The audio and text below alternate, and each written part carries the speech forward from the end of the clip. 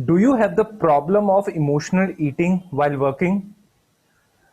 Friends, जब भी कभी हम लोग काम कर रहे होते हैं तो काम के अंदर चाहे सेल्स का प्रेशर हो, चाहे ऑपरेशन का प्रेशर हो, चाहे आप किसी भी जेंडर से हो, चाहे मेल हो चाहे फीमेल हो, मगर काम करते वक्त में आपकी डाइट जो है अगर आपने इसका ध्यान नहीं रखा है तो आपके साथ में आपके हेल्थ के इश्यूज हो सकते हैं। और हेल्थ का इशू के अंदर जो सबसे बड़ी चीज देखी जाती है वो होती है इमोशनल ईटिंग। इमोशंस जो होते हैं वो सिर्फ दुख के ही नहीं होते हैं बल्कि सुख के भी या हैप्पीनेस के भी इमोशंस होते हैं। कोई फेस्टिवल्स हो, प्रमोशन पार्टी हो, सैलरी इंक्रीमेंट हो, बर्थडे पार्टीज हो, स्टाफ की कोई पार्टीज हो जिसको हम मना नहीं कर सकते हैं, उसे इमोशनल ईटिंग, और उस वक्त में कुछ ना कुछ इमोशंस में खा लेते हैं। सेल्स का प्रेशर हो, ऑपरेशन का काम हो, काम ज़्यादा हो और किसी बात को लेके किसी कलीग के साथ में बन नहीं रही हो, तो उस वक्त के अंदर भी इमोशनल ईटिंग्स जो है कॉरपोरेट कल्चर के अंदर बहुत ज़्यादा देखी जाती है। हाय, मेरा नाम है भूपेंद्र और मैं एक ऑनलाइन फिटनेस कोच हूँ और मैं एक्सपर्ट हूँ in how to lose your weight. Emotional eating एक ऐसी प्रॉब्लम है जो कभी भी किसी को भी हो सकती है। इवन जो लोग बहुत अच्छी डाइट करते हैं उन लोगों के साथ में भी इमोशनल ईटिंग की प्रॉब्लम हो सकती है। अगर मैं आपको मेरा एग्जांपल दूं तो कुछ समय पहले मेरी वाइफ ने एक बहुत अच्छा फ्रूट केक बनाने की सोचा था।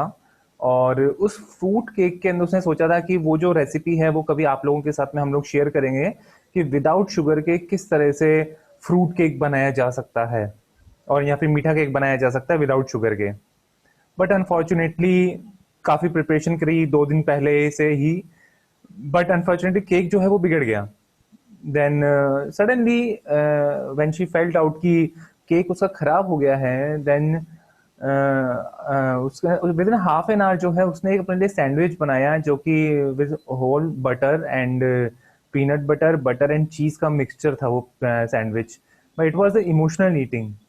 सो आई आस्क्ड हर कि ऐसा क्यों किया, तो उसने बोला कि जस्ट बिकॉज उसका मूड ठीक नहीं है, इतनी प्रिपरेशन करने के बाद के अंदर भी केक जो है खराब हो गया उस वजह से। सो एक ये छोटा सा एग्जांपल था इमोशनल ईटिंग का। बट जो हम जैसे मेरी वाइफ है उसको पता है कि उस चीज को मैनेज किस तरह से करना है, बिकॉज कितनी कैलोरी खानी है कितना कैलोरी नहीं खानी होती है, इस चीज को हम लोग सुबह ही हिसाब लगा लेते हैं और सुबह ही हमारी जो डाइट है वो पूरे दिन भर की प्लान हो जाती है।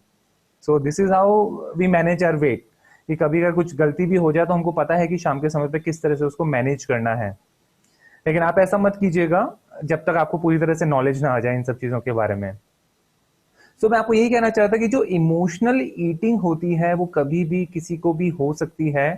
तो इस चीज से जो बचने का जो सबसे बड़ा जो प्लान्स हमारे होने चाहिए वो कैसे हम लोग करें।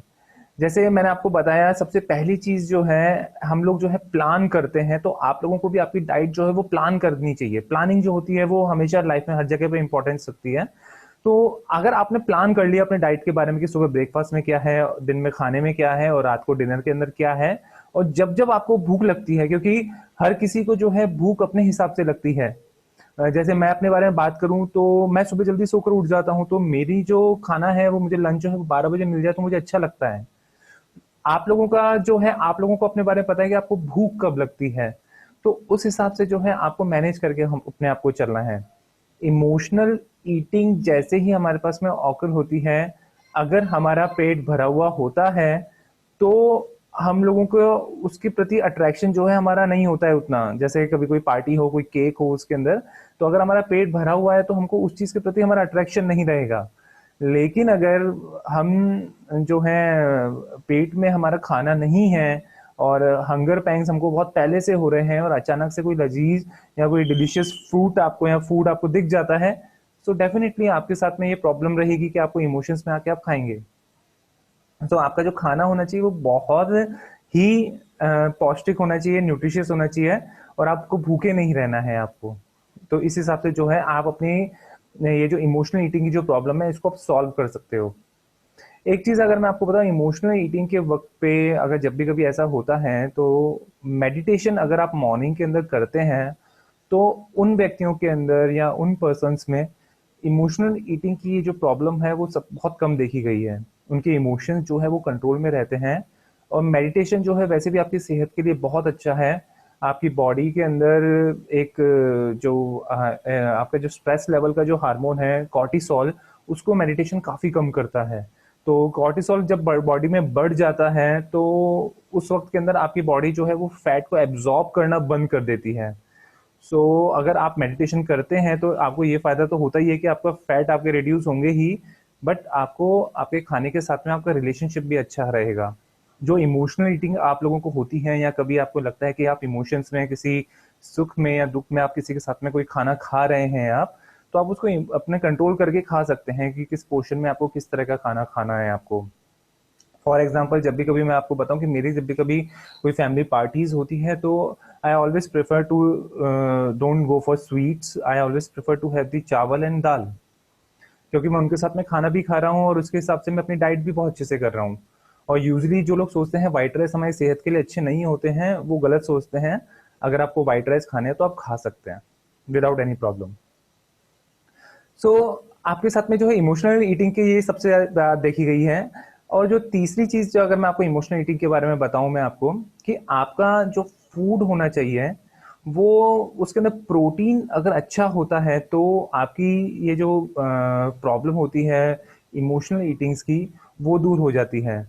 आप जो है अगर इमोशनल ईटिंग आपको हो रही है तो अगर आप प्रोटीन आपकी डाइट में लंच में आपने खाया है, मॉर्निंग में भी प्रोटीन आपने खाया है, तो प्रोटीन जो है वो डाइजेस्ट भी काफ़ी स्लो रहेगा। और इसके साथ के अंदर आपका जो है वो जो हंगर पैंग्स होते हैं उसको दूर रखेगा, और जो आपके अल्टीमेटली आपकी इमोशनल ईटिंग को कंट्रोल में रखेगा।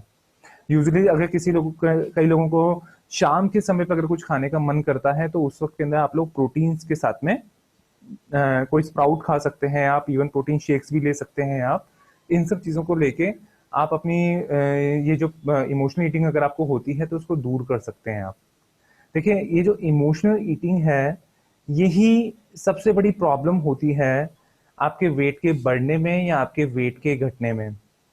क्योंकि सबको आजकल इंफॉर्मेशन इतनी है, टेक्नोलॉजी इतनी ज़्यादा है कि आपके पास में सारी नॉलेज है, मगर आपका जो माइंडसेट है वो बहुत इंपॉर्टेंट रखता है आपकी सेहत के लिए। और आपका रिलेशनशिप आपके इमोशंस के साथ में कितना हावी होता है आपके खाने के प्रति। आप उस चीज़ को तभी रोक सकते हो जब आपका पेट भरा हुआ रहेगा अच्छी चीज़ों के साथ में। इवन अगर आप शुगर को छोड़ते हैं तब भी आपको काफ़ी फायदा रहेगा, जस्ट बिकॉज जो आपका इंसुलिन लेवल जो है वो काफ़ी लो रहेगा, तो आपको इतनी ज़्यादा भूख नहीं रहेगी आपके शरीर के अंदर। अगर आपके शरीर में भूख होती है तभी आपको जो है कुछ ना कुछ खाने को मन करता है, इसलिए जो फिर आपको दिखता है आप उसके साथ के अंदर एडजस्ट कर लेते हैं। तो उस एडजस्टमेंट को छोड़िए। और इमोशनल ईटिंग जो है जैसे अगर आपके पास में आती है तो आप एक बार उसको देखिए कि ये इमोशनल ईटिंग तो नहीं है, और अपनी चॉइसेस जो हैं उसको अच्छा रखिए, तो डेफिनेटली आपको रिजल्ट बहुत अच्छे मिलेंगे। फ्रेंड्स, इसके अलावा में अगर आपको कुछ और भी जानना चाहते हैं इस इमोशनल ईटिंग के बारे में तो प्लीज़ मुझे मैसेज कीजिए। और मेरी खुद की एक साइट है knowyourfitness.in, अगर आप कुछ डाइट शेड्यूल्स के बारे में जानना चाहते हैं या और नॉलेज के बारे में जानना चाहते हैं, सो प्लीज़ लॉग इन कीजिए। Thank you and have a healthy life.